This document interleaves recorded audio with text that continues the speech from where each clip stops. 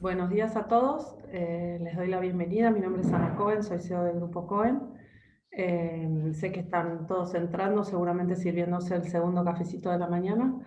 Les agradecemos la presencia y le agradecemos, por supuesto, la presencia a Marcos Buscaglia, que además de ser un entrañable amigo, tiene una bio demasiado larga y voy a ir editándola.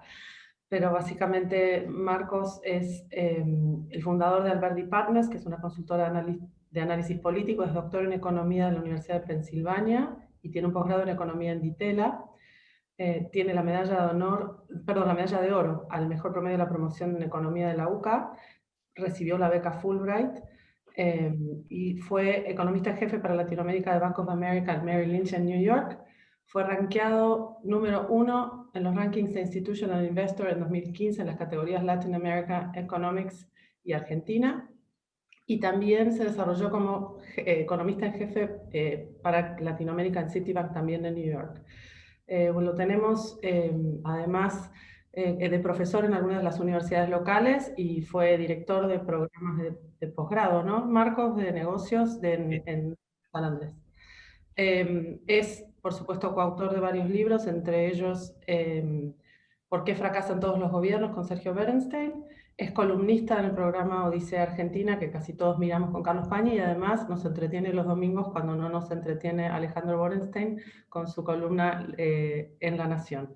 Así que la idea, Marcos, es que nos lleves a lo largo de toda esta situación. Teníamos preparado una serie de preguntas que quedan un poco obsoletas dados los resultados de ayer, así que hicimos un cambio y un viraje para que nos guíes sobre qué es lo que está pasando. Así que sin más, me muteo y te escuchamos. Dale. Bueno, muchas gracias Ana y a Cohen por la invitación y a todos por participar. Bueno, ya sabemos quién perdió la elección y de nuevo la perdieron los encuestadores, Ana, eso está clarísimo y les voy a empezar por ahí mostrando algunos resultados para ver la magnitud del error. Lo que tienen acá me concentré en los estados, lo que tienen arriba en esta transparencia son los estados que se decían pivotales, le agregué un par más, Nevada y Georgia, que están ahí también siendo pivotales en este momento.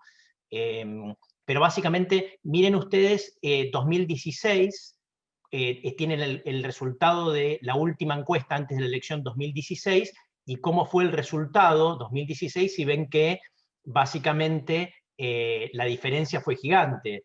Fíjense, estados donde Trump tenía, no sé, una diferencia a favor de 3, ganó por 9,5, estados donde estaba Clinton como Wisconsin arriba 6,5, básicamente los terminó ganando Trump. Es decir, gran error de las encuestas.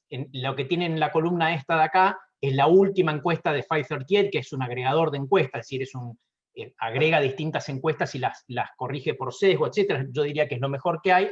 Tienen las encuestas acá, y lo que tienen es hasta ahora el resultado en esta columna. ¿Sí? Esto es con los datos que teníamos hasta hace un par de minutos. Sí pongo acá los votos contados, el porcentaje de votos contados.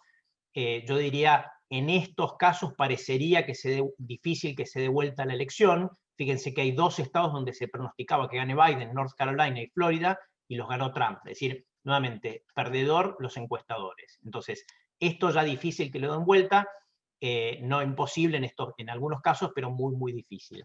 En todos estos casos, sí, que están en gris, fíjense donde el porcentaje de votos contados todavía es menor, o si bien es al 92%, la diferencia es muy chiquita. ¿Sí? ¿Me explico? Entonces ahí todavía no sabemos el resultado. Pero entonces, yo diría, lo primero que vemos es una gran sorpresa de nuevo en la elección, en las encuestas.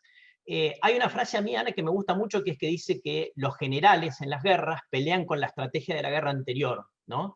Y fíjate que los franceses tenían la línea Maginot y de repente le entraron los alemanes con los Panzer por los bosques de Bélgica. Y entonces, ¿cuál es la línea Maginot? Es que cuando ustedes miran esta columna de encuestas de la elección 2020, estos encuestadores corrigieron por los errores que ellos analizaron, cometieron en 2016. ¿Cuáles fueron los errores de 2016? Se dieron cuenta que las encuestas de 2016 tenían un sesgo a mayor nivel educativo de lo que es la población, y acuérdense que acá hay una división muy grande, en la gente de menor nivel educativo vota Trump, la gente más rural vota Trump, la gente de mayor educación vota a demócrata, Hillary Clinton o Biden. Entonces, estaban mal representadas las muestras, digamos, con respecto a lo que era la población. Digamos, fíjense la analogía con lo que fueron las encuestas en la Argentina en la elección 2019, también hubo algo de eso. Y lo otro es que no había suficientes encuestas en los estados estos que llamamos pivotales, los estados que no son ni marcadamente demócratas ni marcadamente republicanos. Hay que acordarse acá, hago la aclaración, me imagino que ya a esta altura la mayoría de la gente lo sabe, que es que en Estados Unidos se elige el presidente por colegio electoral, hay que ganar el estado, excepto un par de estados, el que gana el estado se lleva todos los electores, ¿no? Entonces, hay estados que si uno vota, no sé, en Connecticut, por ejemplo, que es marcadamente demócrata, básicamente es muy difícil, ese estado lo gana por afano los demócratas. Entonces, en cambio hay estados que son lo que llamamos pivotales, pueden caer de uno o de otro lado. Entonces, básicamente había pocas encuestas en esos estados pivotales. Entonces, esta vez hay muchas más encuestas en el estado pivotal. Esta es la línea Magnot, la corrigieron. ¿Cuál es el Panzer? ¿Cuál es el Panzer que les entró por Bélgica? El Panzer es esto, ahora voy a ir al Senado. El Panzer es este, es que la participación en la votación fue la más grande en realidad acá tenemos 100 años, pero fue la más grande en 120 años. Me explico, acá hubo un crecimiento muy fuerte de la participación. A mí me llamaba mucho la atención, yo esto lo mencioné en el programa del lunes, me llamaba mucho la atención que cuando yo leía los sitios más destacados, yo diría, de la elección de Estados Unidos, no se hacía alusión a esto. Para un encuestador esto es una pesadilla. Cuando uno tiene un aumento de la participación tan grande, no sabe qué es ese aluvión. Puede ser que sea ya sea un aluvión anti-Trump, o puede ser, acuérdense que pasaron muchas cosas. El problema es que pasaron muchas cosas en Estados Unidos, lo que estábamos hablando con vos, Ana, antes de empezar, pasaron muchas cosas en Estados Unidos, ¿no? Trump, o sea, hubo muy mal manejo de la pandemia. Perdón, voy a abrir un paréntesis. Pensemos, si esta elección no hubiera habido pandemia, Trump la gana caminando. ¿Por qué? Porque es el incumbent, como dicen en inglés, es el presidente que está en ejercicio. Esto siempre da un sesgo, los incumbents tienen más facilidad para ser reelectos. Hay muy pocos presidentes en Estados Unidos que no hayan sido reelectos, entre ellos George Bush padre, porque había una recesión, pero en general son reelectos. O sea, y la economía venía volando. ¿Sí? Entonces, viene la pandemia y la maneja mal Trump, claramente mal. Es decir, para ser un país desarrollado fue una performance de manejo de la pandemia muy mala, yo diría. Entonces, esto claramente le jugó, y con la economía obviamente como en todo el mundo cayendo fuerte, entonces esto le juega en contra. Ahora, pasaron muchas más cosas. Acá hubo saqueos. Nosotros en Argentina estamos, no voy a decir acostumbrados a los saqueos, pero ya son parte de nuestro folclore. En Estados Unidos lo que está pasando con los saqueos es algo nuevo. Toda esta idea de la extrema izquierda demócrata se envalentonó mucho, ¿no? Con el tema de lo que se llama defund the police, sáquenle digamos, financiamiento a la policía, etcétera, etcétera. Entonces, pasaron muchas cosas. Yo si hubiera sido encuestador no hubiera dormido, la verdad, y yo escuchaba muy poco análisis de esto. ¿Quiénes son este aluvión de votantes nuevos? ¿Qué son? ¿Qué representan? Fíjense, otra cosa importante de esta elección y que todavía, como les voy a mostrar unos minutos, puede jugar un rol muy importante, es que hubo mucha votación anticipada. Y esta votación se supone tanto por correo como presencial anticipado, ¿sí? Entonces, esta es la parte azul. Entonces, esta votación se supone, todos supusieron que eran mayoritariamente demócratas. ¿Por qué mayoritariamente demócratas? Porque la grieta en Estados Unidos llegó al punto donde la grieta es una grieta del tratamiento del coronavirus. Es decir, los demócratas usan el tapabocas, los republicanos no. Entonces, le decía a la gente, como los demócratas están más preocupados por el coronavirus y están muy envalentonados contra Trump, muy preocupados por la democracia y contra Trump, van a ir a votar antes. Entonces, se supone que los votos anticipados, los que están contando último, el supuesto es que son más demócratas que republicanos. Pero déjenme, antes de ir a hacer unos números, volver a un tema, que es que también lo que se suponía podía pasar es que los republicanos, los demócratas tomen el control del Senado, ¿sí? La Cámara de Diputados es muy difícil, los demócratas tienen una diferencia de 32 asientos, ahí es muy difícil que cambien esta elección.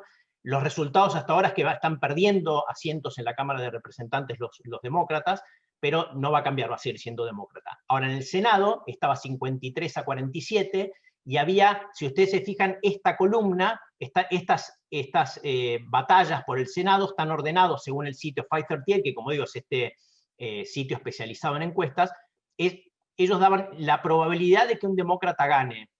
Entonces, en estos dos casos estuvieron bien, ¿sí? Terminó ganando un demócrata, en este ya no. Y a partir de todo esto no. O sea, hay algunas que todavía están con falta conteo, es decir, no está cerrado. Y por otro lado,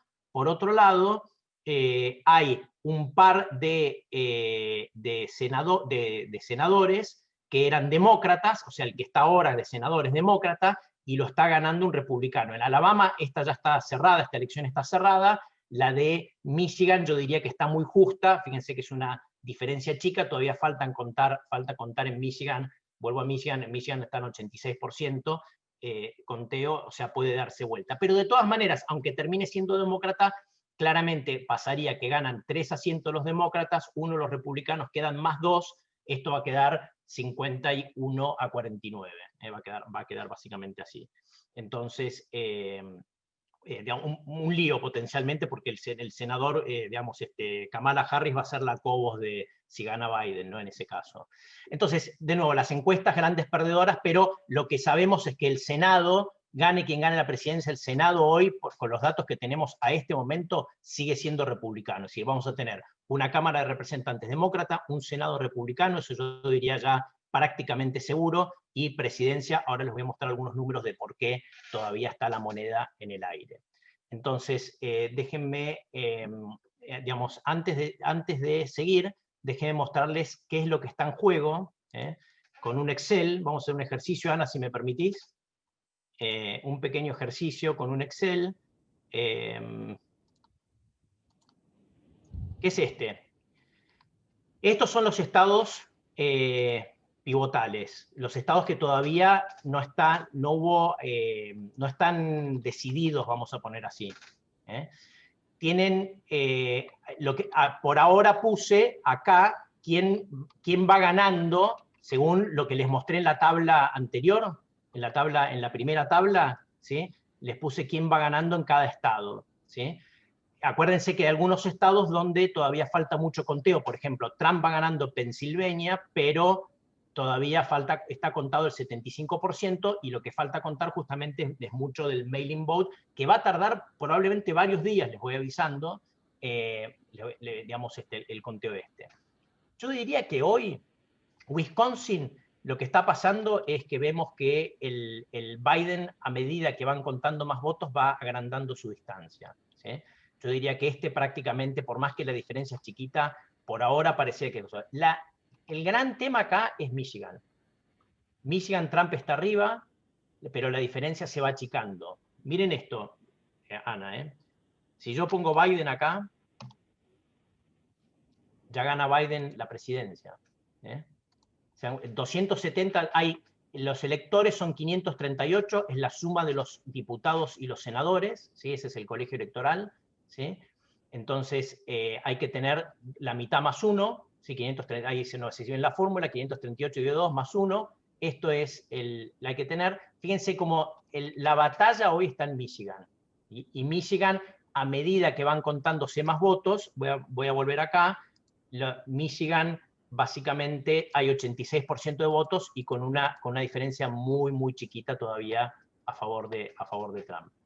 Entonces yo diría, si uno mira, digamos, lo que están diciendo todavía en Estados Unidos, es, por ahora todavía, a pesar de que esto es una sorpresa, Biden, yo diría, con la información que tenemos hoy, Ana, podría ser todavía el favorito, porque podría llevarse Michigan. Entonces, vuelvo a la presentación. Vuelvo a la presentación. Entonces, esto es básicamente como estamos hoy, Ana.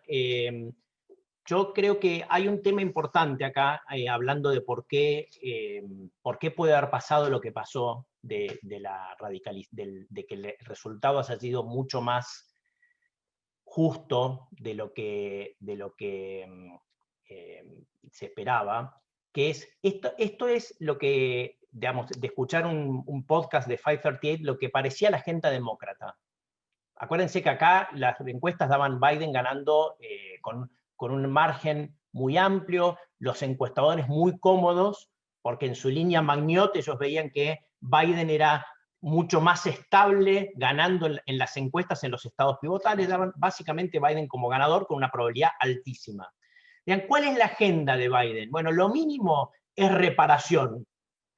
Un estímulo COVID, eso probablemente salga, gane quien gane, va a tener distintas formas el estímulo COVID, pero va a salir gane quien gana. Si gana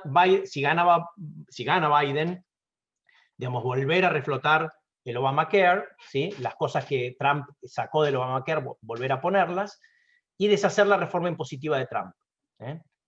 Básicamente, esto es lo mínimo. Se hablaba también de una suba impositiva a las empresas, ¿sí? Del 21 al 29%, y una suba impositiva a la gente que gana más de $400.000 por año. Eso es básicamente, yo diría, lo mínimo del programa Biden. Para eso, si miran a la derecha, lo que decían los analistas era esto con un Senado con demócratas 50-51, lo logran hacer. ¿Sí? Yo diría que el tema acá es, si gana Biden y con un Senado republicano y con un país dividido, algunas de estas cosas me da la impresión de que van a estar sujetas con signo de interrogación. Yo diría, el estímulo para mí sale seguro, Ana. La vuelta del Obamacare con un Senado controlado por los republicanos está en duda para mí, y la reforma impositiva también en duda. Ahora bien, de nuevo vuelvo al tema de por qué puede haber alarmado a la población en estos últimos tiempos. Vamos a las otras reformas que querían hacer, y dependía, según los analistas, de cuántos senadores tenga. Primero, querían convertir a Washington, D.C. y a Puerto Rico en estado. ¿Por qué? Porque son demócratas. Entonces, suman 2 senadores demócratas, probablemente. Entonces, esto era básicamente la agenda de los demócratas más de izquierda. Y la otra, yo diría, la más polémica de todas, por lejos yo diría, pero que ya lo hablaban, digamos, Ocasio Cortés, la diputada de Brooklyn, digamos, muy de izquierda demócrata, estaban hablando de pack the court, ¿no? Agrandar la corte. La Corte Suprema, para los que no siguen el tema, en Estados Unidos, básicamente, como estaba hasta ahora, hasta que se murió la jueza Ginsburg, era 5-4, 5 republicanos, 4 demócratas, pero con el presidente de la Corte siendo un republicano moderado que muchas veces, en muchas votaciones clave, básicamente votaba con los demócratas. Mucho más equilibrado. Sí, decime. No, que el jefe de la corte apoyaba muchas veces digamos, al disenso de Ginsburg, ¿no? Exactamente. Un demócrata muy moderado, donde los análisis decían, más que tener una agenda, lo que él busca es defender la institucionalidad. Siempre votaba por lo que era más institucional con respecto a la ley en Estados Unidos, etc.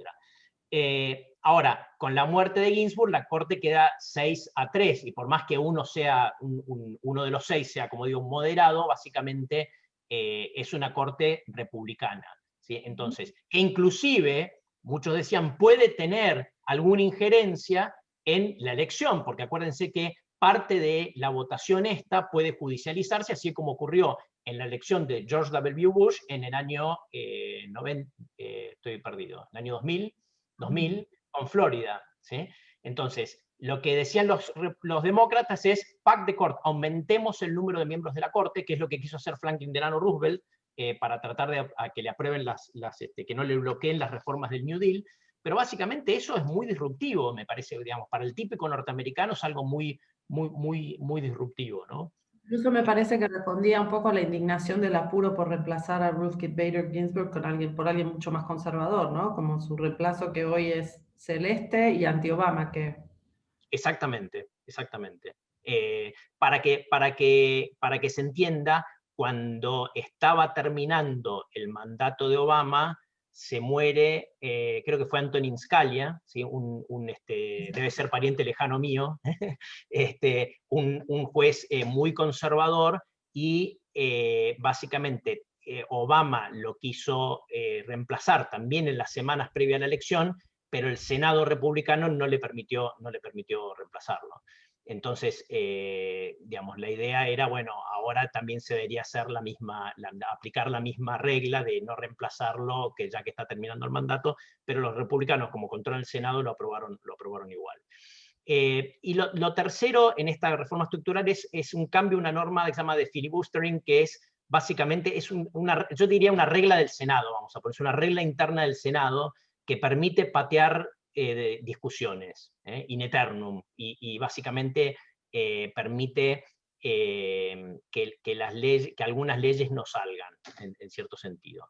Y después, básicamente, está la agenda, hay otra agenda, digamos, demócrata, más ambiciosa, que es todo lo de la economía verde, ¿sí? Yo creo que igual, aunque no tenga la mayoría, Biden intentaría, si llega presidente, implementar digamos, parte de esta agenda. Control de armas, digamos, con un Senado como está lo bien posible, y programas sociales. Es decir, acá al punto que voy es que la izquierda del Partido Demócrata se radicalizó mucho, ¿sí?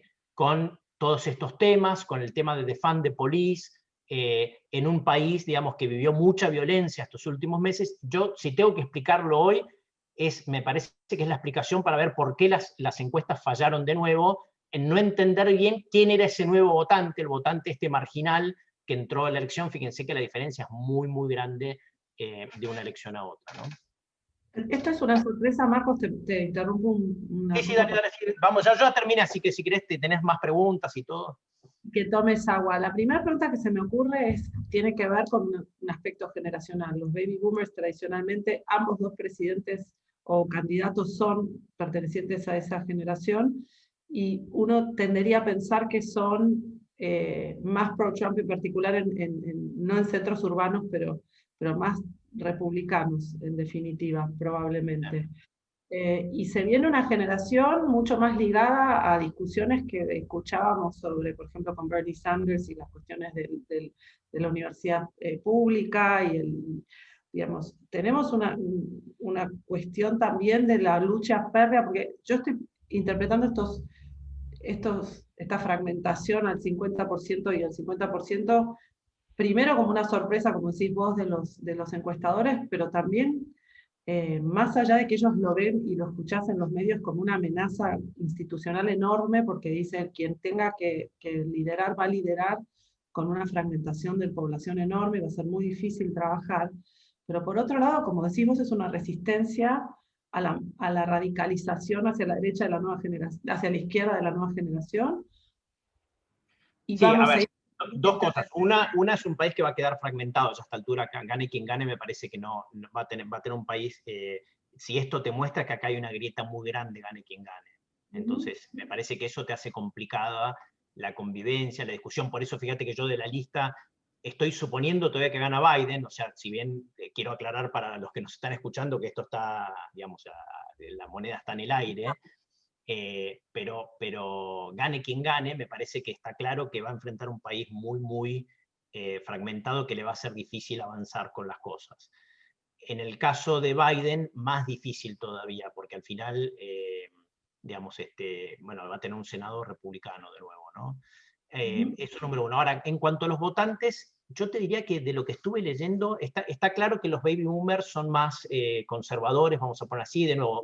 Hay ciertas cosas que uno todavía ve que se respetan, que es el voto rural es más republicano, el voto de menor nivel educativo es más republicano, es decir, es como que los perdedores acuérdense que Estados Unidos con la entrada de China a la OMC perdió mucho empleo industrial, perdió, digamos, en estados como justamente Pensilvania, Michigan, Wisconsin, etcétera.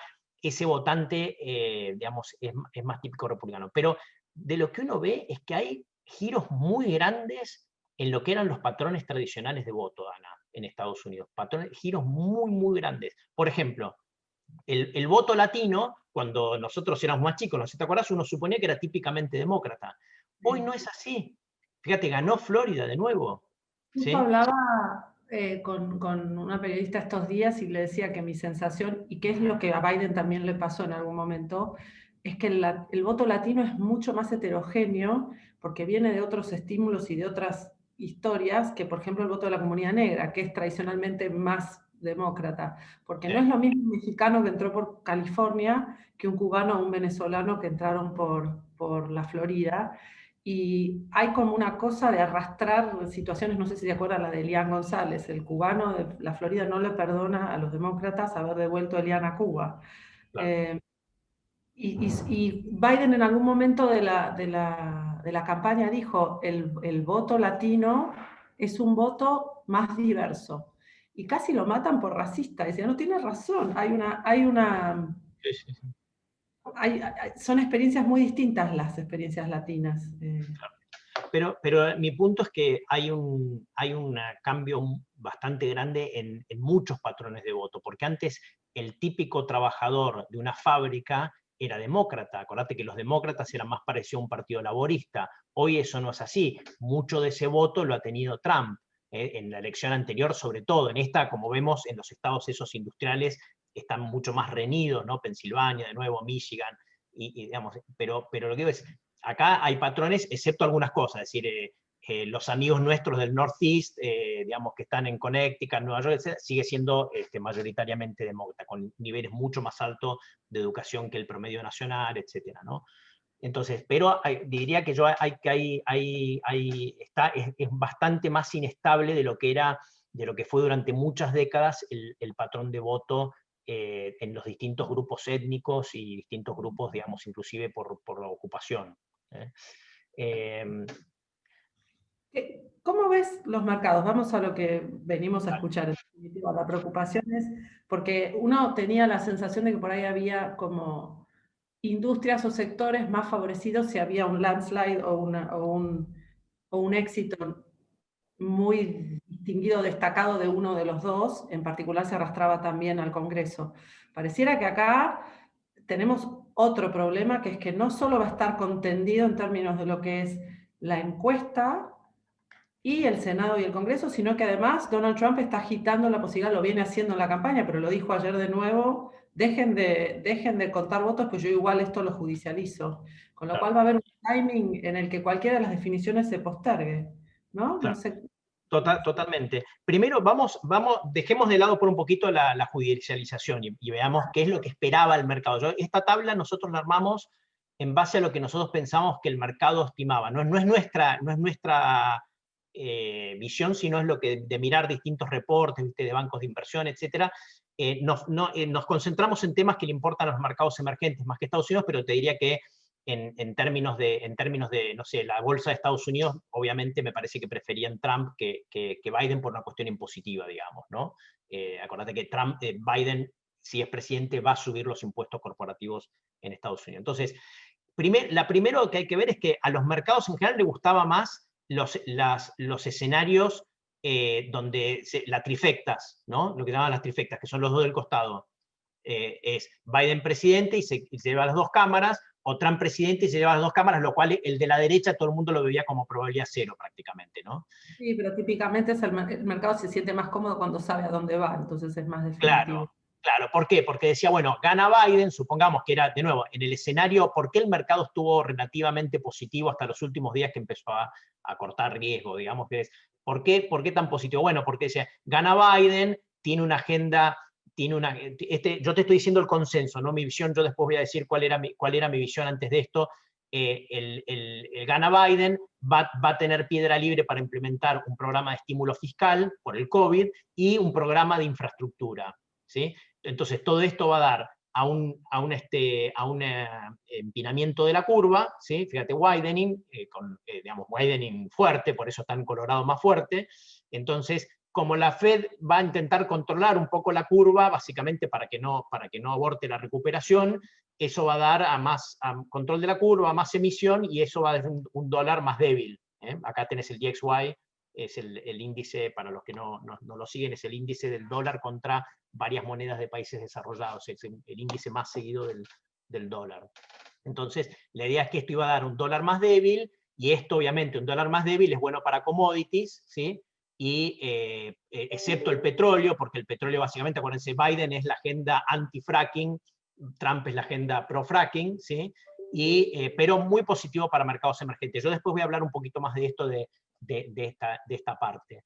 En los escenarios, en cambio, con digamos, un gobierno dividido, vamos a ver, con un presidente de un color y una cámara que es mixta, un congreso que es mixto, básicamente, digamos, en cuanto al dólar, vos fíjate que se ve, en todos los casos en general se ve algo de debilidad, y ahora voy a explicar un poco por qué, ¿sí? Pero no tan positivo para algunos otros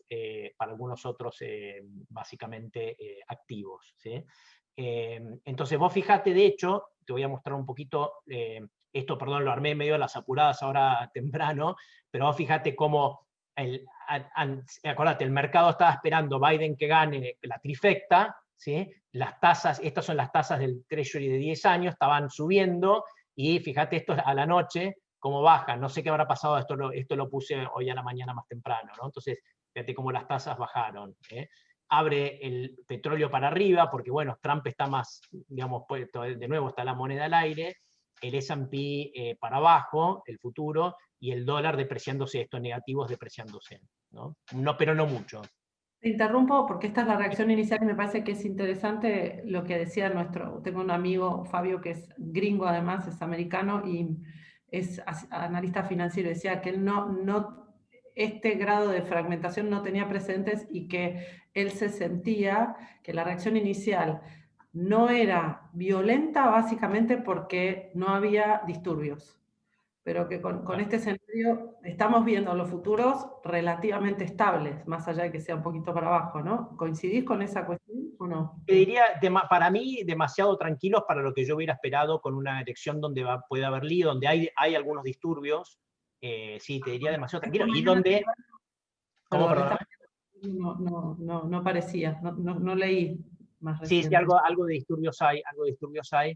Y donde, perdón, y ahora voy a ir y volver, donde los niveles de la bolsa, digamos, fíjense lo que es desde el taper tantrum, la bolsa del S&P contra un ETF de mercados emergentes. Y la bolsa de Estados Unidos está en niveles muy, muy altos, es decir, no es que estás barato como para aguantarte un shock, ¿me explico? Y fíjate vos lo que son lo que es price earnings, por ejemplo, de Estados Unidos. Cuando uno mira los price earnings de las tecnológicas, están volados, o precio a venta de las tecnológicas. Es decir, partimos de precios de la bolsa de Estados Unidos muy caros. Yo estoy muy lejos de ser un experto, aclaro, en esto, pero como economista miro estas métricas, digamos, de series largas, price to earnings, ¿no? Las típicas métricas, y uno dice, de mínima uno sabe que barato esto no está. Está, obviamente, uno dirá, bueno, pero está todos los impulsos, que obviamente es emisión de plata y fiscal, que a algún lado tiene que ir, y bueno, uno va acá, y eso no va a acabar,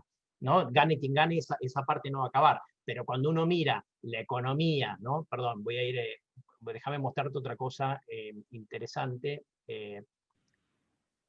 Uno mira la economía, fíjate vos el tema de casos nuevos, o sea, que estamos en un país que está enfrentando una segunda ola. Estos son los casos nuevos en Estados Unidos, ¿no?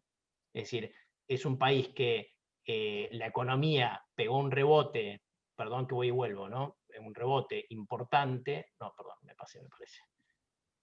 Sí, pegó un rebote importante, ¿sí? ¿Lo ves? El PBI, tenés el PMI está en territorio optimista de nuevo, positivo a más de 50, ¿sí? Un rebote importante, pero enfrenta una segunda ola, enfrenta un desafío fiscal, perdón, ¿no? Un desafío fiscal y de deuda. Mirá lo que son los niveles de deuda importantes. Y acordate, esto no es Japón. Japón tiene más de 200% del PIB de deuda, pero los japoneses ahorran y ahorran y ahorran y ahorran. Los norteamericanos no son muy frugales. Entonces, lo que digo me sorprendió que con el potencial de lío que hay, ¿sí? De nuevo estos días digamos, donde se van a estar contando los votos de Pensilvania probablemente,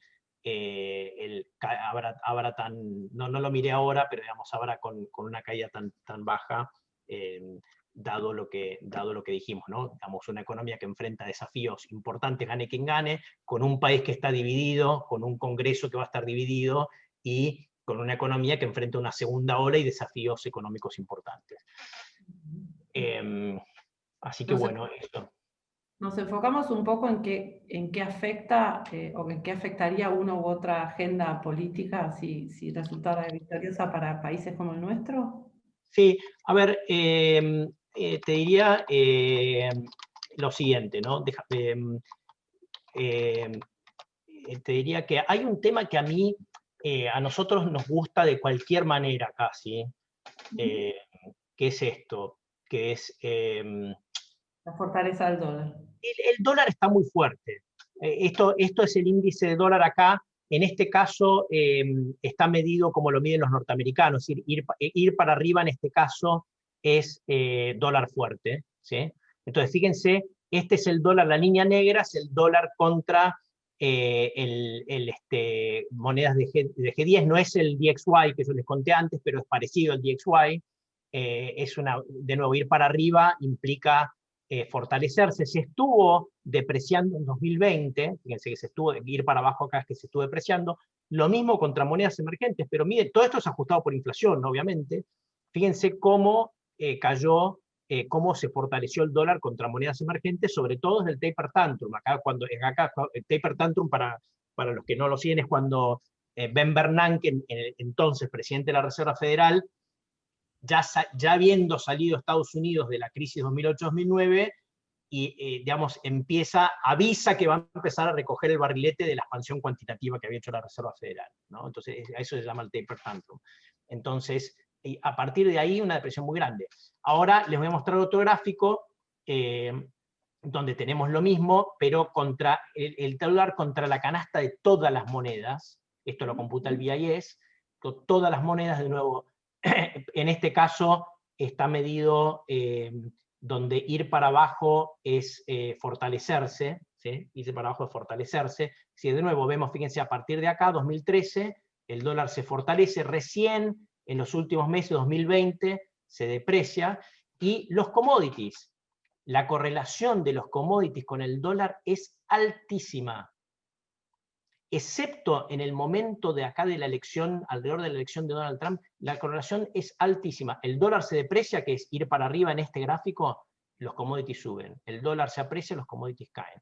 Entonces, el dólar, yo creo, gane quien gane, tiene oportunidad de apreciarse. No es, seguro no es porque tampoco es que hay problemas en Estados Unidos y no hay problemas en Europa. Europa también está entrando en una segunda fase, te diría peor que la de Estados Unidos, y es muy probable que el ECB también tenga que disparar más expansión monetaria. Pero yo diría que, dado los niveles en los que estamos y todos los problemas que hablamos, digamos, desde el punto de vista político, de que haya lo que llaman un gridlock, es decir, que haya trabas para hacer política económica, gane quien gane, ¿sí? Sobre todo si gana Biden, yo te diría que la posibilidad de que veamos un dólar depreciándose es importante. Al depreciarse el dólar tenemos commodities más altos, y tener commodities más altos nos ayuda. Y esto toma, más allá de la Argentina, que obviamente tenemos tantos temas idiosincráticos que es difícil hablar, toma a las monedas de Latinoamérica, esto es el desvío de las monedas de Latinoamérica con respecto al promedio histórico, ajustado por inflación. Entonces, miren Brasil, está muy barato el real. En este mundo donde el dólar puede depreciarse, donde los commodities pueden subir, encuentra el real muy barato. Yo te diría, si hay un call para hacer acá, Ana, hay una chance no menor de que veamos en este contexto, ¿sí? Si los brasileros hacen su tarea, que ahora voy a decir a qué me refiero, cuál es la condición para que esto se dé, que es que veamos en términos reales una apreciación del real. Sí, dije, está bien dicho, en términos reales, o sea, ajustados por inflación, una apreciación del real en los próximos meses, porque está muy barato. ¿Qué es la condición local que se tiene que dar y que todavía está ahí? Yo creo que va a terminar dándose, pero cuando ellos tuvieron una expansión fiscal muy grande este año, tienen una deuda cerca del 100% del PBI, y la cuestión, toda la discusión, Bolsonaro está muy popular, déjeme, creo que me quedó, le voy a sacar, pero me quedó fíjense cómo Bolsonaro sube en las encuestas, todos los presidentes, fíjense, Fernández baja, el peruano baja, y digamos, el Duque baja en Colombia, Bolsonaro sube. Parte de esta popularidad de Bolsonaro es que, digamos, ellos expandieron los programas sociales. Entonces la discusión ahora es, ¿qué hacemos con los programas sociales en 2021? Porque si los dejan demasiado expandidos, ellos se van a volar la meta fiscal. Ellos tienen unas reglas fiscales que obviamente quedaron suspendidas este año. La cuestión es, ¿vuelven a las reglas fiscales o no? Y el mercado está muy nervioso con eso. Es decir, si se vuelan las reglas fiscales el 2021, el mercado probablemente es como, podría llegar a ser un momento 28 de diciembre, como decimos, ¿no? ¿Se acuerdan? 28 de diciembre de 2017 acá con la conferencia de prensa del Banco Central del cambio de meta. Es decir, una voladura de la meta fiscal en Brasil podría verse, dado que la deuda ya es 100% del PBI, como un cambio de régimen, del régimen que venía implementando desde Temer, que era un régimen de ajuste fiscal. Ahora, si Brasil cumple la meta o el mercado queda contento con la parte fiscal, yo creo que el potencial del real de apreciarse en términos reales es muy, muy grande. Ok, y ahí arrastrados nosotros atrás. Te desordeno un poco y te pregunto respecto de estos temas fiscales. Más allá del tinte ideológico de gente como Bolsonaro y como Trump, la realidad es que hay una situación sin precedentes y es que estos presidentes están tomando medidas que son necesarias por el tema de la pandemia, que tienen que ver con estímulos fiscales sin precedentes, además de Europa, ¿no? Pero digo, porque estos dos tienen un tinte. ¿Cómo ves el tema de la inflación y de la devaluación del dólar respecto de sus propios bienes en una dinámica también con China, etcétera? Hay cuestiones de comercio ahí. ¿Cuán endeudado está Estados Unidos? Claro. Porque vi pasar alguna de las diapositivas. Esta, sí. Bueno, a ver, lo que tienen acá es el balance de la Reserva Federal. Piensen ustedes como la cantidad de base monetaria que emitió, o sea, voló, ¿no? Entonces, de corto plazo, eso no es un problema. ¿Por qué? Porque lo que pasa en una crisis es que la gente demanda más dinero y sobre todo dólares. Digamos, fíjense que hasta en Argentina la demanda de pesos como porcentaje del PBI subió, hasta en Argentina, imagínense el dólar en el mundo, digamos, ¿no? Entonces, en el corto plazo no es un problema, es lo que hay que hacer. Si uno quisiera hacer un análisis corto de uno de los grandes problemas que tuvo Estados Unidos en la crisis del 30, es que la Reserva Federal no reaccionó. Aumentó la demanda de dinero porque la gente se aumentó la demanda precautoria porque la gente tenía miedo, y cuando vos tenés miedo demandás el activo seguro, y el aumento de demanda no fue correspondido con aumento de la oferta. Entonces acá eso está pasando. Ahora, vamos para adelante. Mira, la inflación bajó como en todos lados y ahora no está tampoco bajó tanto, digamos, ¿no? Volvió a pegar un saltito para arriba. Mira, es un gran debate esto, es un gran debate. Yo, si te tengo que resumir en general el consenso, es algo distinto a lo que pienso yo, pero te voy a resumir primero el consenso. El consenso es que estamos en un mundo todavía deflacionario, viene ya este debate de antes de la pandemia, es un mundo deflacionario, digamos, pensá, Larry Summers, el ex secretario del Tesoro, es uno de los principales impulsores de esta teoría. Hay distintos factores en el crecimiento de los países, demográficos, de la oferta de bienes por el crecimiento de la elasticidad de la oferta de bienes y servicios por la incorporación de China y por la incorporación del trabajo offshore, digamos, para lo que sean servicios, menor poder de los sindicatos, un montón de teorías que te dicen, estamos en un mundo deflacionario, lo que llaman la curva de Phillips, ¿sí? No funciona más, la idea esta de que a menor tasa de desempleo la inflación va a ser mayor. Acuérdense, en cierto sentido, la gente que dijo esto tenía razón. Fíjense que acá subió algo la inflación, pero esto más que nada por petróleo, el core, ¿sí? Lo que es la inflación núcleo, que le saca energía de alimentos. Fíjense cómo estuvo muy estable todo este periodo, por ejemplo, 2015, etcétera, todo este periodo, con una tasa de desempleo que antes de la pandemia estaban los mínimos, menos del 4%. Entonces, cuando la gente veía eso, decía, esta teoría funciona, hay algo que está pasando estructural en las economías, no entendemos muy bien, tenemos distintas teorías, que es, como te digo, el aumento de la oferta de China, el aumento de la oferta de servicios con el offshoring, menor poder de los sindicatos, cambios demográficos que hace que la gente, distintas cosas. Ahora, yo te digo, y ese es el consenso. El consenso es, fíjate, el mismo Fondo Monetario está diciendo, denle con toda, digamos, fiscal, monetario. El Fondo Monetario dice, no escatimen recursos. ¿Me explico? Entonces, a mí me genera un poco de... Yo creo que de corto plazo es lo que hay que hacer. No me queda ninguna duda que es lo que hay que hacer. Ahora, ¿cuál es el problema? Mirá lo que es el nivel de deuda.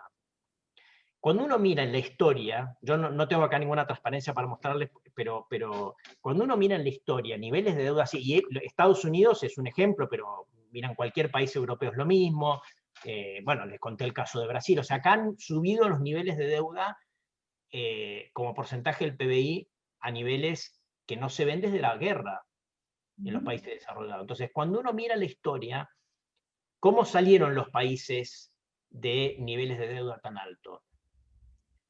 O con mucho crecimiento económico, cuando vos crecés, estos deudas sobre PBI, haces crecer el denominador de este ratio, entonces te cae el ratio, ¿sí?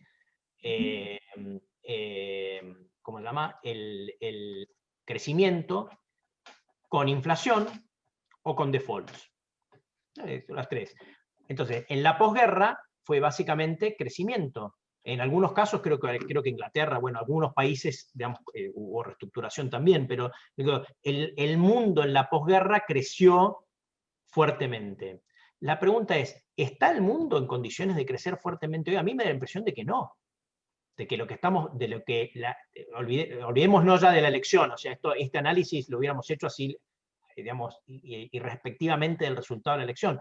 El mundo post-pandemia es un mundo donde muchas empresas quebraron, muchas empresas son zombies, es decir, tienen niveles de deuda que las va a hacer mucho menos dinámicas, donde hay cambios estructurales importantes en la economía y quedan muchos sectores obsoletos y mucho capital humano obsoleto. Es decir, no sé, a mí me da la impresión, Ana, viste, que acá, más allá del rebote inicial, el mundo es muy difícil que salga con un crecimiento muy elevado.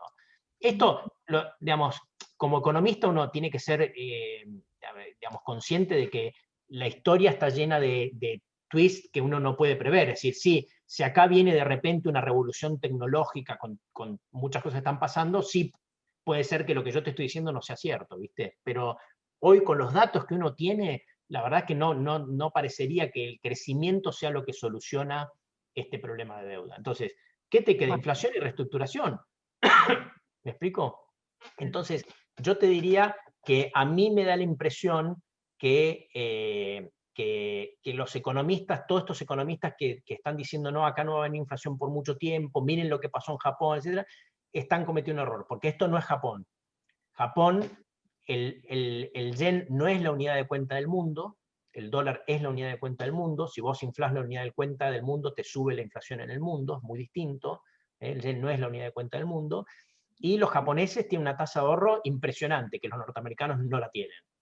Entonces, a mí me da la impresión de que están cometiendo un error más parecido al de los 60. En los 60 la discusión era muy parecida, es decir, la economía crecía mucho, el desempleo era muy bajo y no había inflación, y muchos economistas decían, digamos, básicamente la curva de Phillips está muerta. Bueno, no, la curva de Phillips no estaba muerta, como lo vimos, la inflación empezó a crecer fines de los 60 y sobre todo después del shock petrolero en los 70. Entonces, pero esa es mi visión. Yo te diría que si uno mira el consenso en el debate público, los principales economistas de los países desarrollados, el Fondo Monetario, etcétera, el consenso hoy es no le tengas preocupación a la inflación. La Fed no le tiene miedo a la inflación. La Fed hizo un cambio muy importante en los últimos meses, que es decir, antes la idea era que la Fed tenía un objetivo de 2% de inflación y que ese objetivo era un objetivo, básicamente donde si un año la inflación estaba por debajo del 2%, no es que iban a, fíjense, por ejemplo, no sé, este año acá la inflación, el headline, que es la inflación, el número de inflación, estuvo por debajo, no es que la Fed va a intentar compensar después el año que viene, ya está. Si fue menos del 2%, fue menos del 2% y me olvido. La Fed lo que acaba de decir hace pocos meses es, no, yo no me voy a olvidar, si estuve por abajo del 2%, voy a ir a tratar de irme arriba del 2% por un tiempo. Y te lo dicen como si lo pudieran manejar muy fácil, y lo que yo creo que no es tan fácil. No es tan fácil, porque el problema, ¿por qué digo que no es tan fácil? Porque bajar tasas es fácil, subirlas no es tan fácil. Total. Bueno, tengo muy pocos minutos y te quiero correr la alfombra de abajo de los pies de nuevo, con una cosa básicamente que es un comentario que hablábamos hace unos días con una periodista. Además de la presidencia y el Congreso, a nivel local, municipal y estatal, muchas de las poblaciones locales, digamos, tenían referéndums atados a eso. Y a mí lo que más me sorprendió, los referéndums son sobre temas fiscales, sobre temas electorales, etc. Lo que más me sorprendió, porque me sorprendió el resultado, y capaz que yo no sé leer por este sesgo que uno tiene, es el Proposition 22 en California, que era la posibilidad de que los votantes se expidieran sobre la protección laboral de los trabajadores de Uber y de Lyft, etcétera, que son todas estas redes o estas plataformas, para que en lugar de ser cuentapropistas fueran empleados genuinos. Y yo hubiera dicho que California iba a votar con un landslide a favor de la protección laboral y sin embargo ganó la propuesta, digamos, de rechazar esa situación y que quedaran como cuentapropistas. Eso, por supuesto, hace que esas acciones hoy estén volando. Se puede inferir, más que nada por tu experiencia de haber vivido tantos años allá, que en realidad, más allá de la radicalización a la izquierda de los niños o de los jóvenes, todavía hay como una impronta monetarista en la que todavía es mejor, digamos, proteger los proyectos y las iniciativas de las compañías grandes que generan empleo versus la socialización de todas estas situaciones? Y te juro que es mi última pregunta. Sí, no, la verdad no lo sé. Yo lo que te digo es que cuando uno mira las encuestas, te digo lo que sí puedo responder, es cuando uno mira las encuestas, en general, los norteamericanos siguen siendo muy capitalistas. Por ejemplo, un porcentaje, yo te diría, 3/4 están a favor del libre comercio. Uno diría, con un Trump tan anti-libre comercio, con una izquierda, digamos, uno diría, no, debería ser mucho menor. Si uno hace la encuesta en Argentina, yo no lo vi, pero me imagino que debe ser el 25%. En Estados Unidos es el 75-77% a favor del libre comercio. Es decir, sigue siendo un país capitalista. Con respecto a los referéndums, yo te digo, lo que he leído cuando me he dedicado a leer algunas cosas de los referéndums, en general los cientistas políticos son muy críticos de los referéndums. Como que son muy críticos de la democracia directa, te lo voy a poner así, porque en general dicen la gente le cuesta mucho entender lo que está votando. Fíjate, Exhibit One, como dicen en inglés, es el Brexit, ¿no? O sea, Exhibit One, Brexit. O sea, ¿entendés? Entonces, en general, yo por eso no lo vi, la verdad que no lo había visto este caso, pero te diría, yo en general no me lo tomaría como una. No extrapolaría demasiado de un referéndum. De corto plazo, las acciones de estas compañías están volando y como que sostienen un poco la teoría de que el Nasdaq tiene vuelo propio a esta altura, ¿no? Post pandemia, de soluciones. Y ahí, última pregunta, te prometo, y lo dejamos ir y le agradecemos. Marcos, habías hablado del consenso y habías puesto un cuadrito sobre el consenso y los cuatro escenarios. Dijiste, esto no es lo que yo pienso, es el consenso. ¿Qué pensás? No, yo lo que pensaba era que la gente, el mercado, me parece a mí que el resultado que más le gustaba era lo que llaman la trifecta azul, la de Biden ganando todo. Y a mí ese escenario me preocupaba mucho, porque me parece que es un escenario que Biden es un moderado, eso es lo que hay que entender. Biden, él es un moderado, es una persona de centro, ¿sí? No va a impulsar cosas locas. Pero si ganaba pues ponete que arrasaba, ponete que se cumplían las encuestas se que iba a arrasar, arrasaba, se llevaba 54 senadores, arrasaba en el voto popular, arrasar, la izquierda lo hubiera entendido como un mandato para hacer cambios radicales en los Estados Unidos. A mí ese escenario no me gusta. Yo te diría que a mí el escenario, en el fondo, aunque no sea de corto plazo lo mejor para el mercado, ¿no? Y como diciendo, les voy a hablar con el corazón y no con el bolsillo, aunque de corto plazo no sea lo mejor, para mí un escenario donde gana Biden y queda republicano el Senado es lo mejor, porque no va a dar estos cambios extremos, pero sí va a dar lugar a un cambio en la presidencia alguien centrista con respecto a alguien como Trump que, como dicen muchos, estaba limando muchas instituciones democráticas, ¿no?, de los Estados Unidos. Entonces, para mí eso ahora, de corto plazo, a ponerse el casco y agarrarse, porque me parece que de corto plazo, digamos, es el resultado que probablemente le guste menos al mercado, y sobre todo si tenemos todos estos días, como habíamos hablado, donde la elección está disputada, ¿no?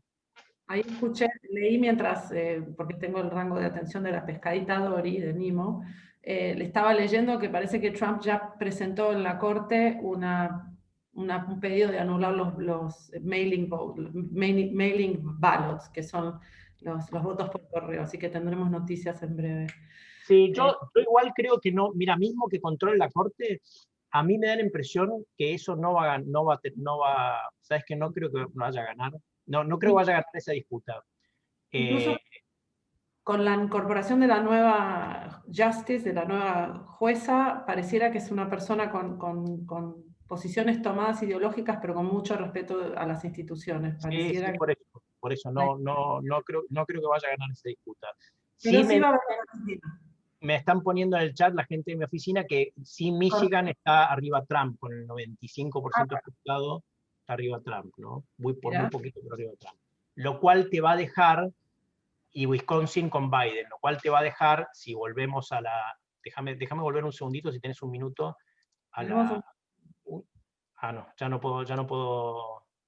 ¿No podés competir? No. Bueno, pero te va a dejar Pensilvania, básicamente. Te va a dejar, va a ser, porque hasta ahora con los datos estos te gana Trump, pero en cambio si Pensilvania se da vuelta cuando cuenten todos los votos, gana Biden. Y ahí... va a ser para comprar pochoclo y mirar esto estos días. Justo en el estado de tu alma mater. Graciosísimo. Así es, mi estado querido. Vamos a saber interpretar bien. Marcos, te agradecemos un montón, le agradecemos a la audiencia también, y bueno, nos vemos pronto para analizar más resultados. Dale, muchas gracias. Gracias. Chao, Gracias. Saludos a todos.